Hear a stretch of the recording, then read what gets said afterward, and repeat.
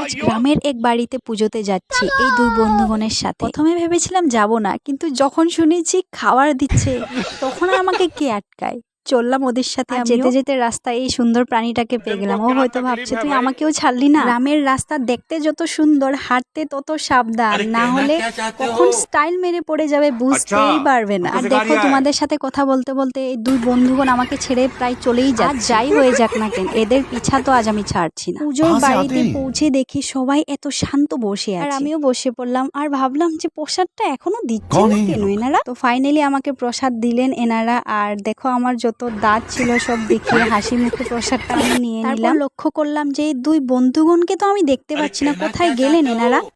তো যাই হোক, আজকের পুজো আর মজার মুহূর্তগুলো কেমন লেগেছে আপনাদের অবশ্যই জানাবেন। তো একটা গুরুত্বপূর্ণ কথা, অনেকেই আমাকে ফেসবুকে অ্যাড ফ্রেন্ড করছেন, তো তাদেরকে আমি একটা কথা বলি, তোমরা আমাকে অ্যাড ফ্রেন্ড করো না, আমাকে দয়া করে ফলো করে দিবে। তো যাই হোক, আজকের ভিডিওটা এখানেই শেষ করছি, দেখা হবে পরের ভিডিওতে। টাটা।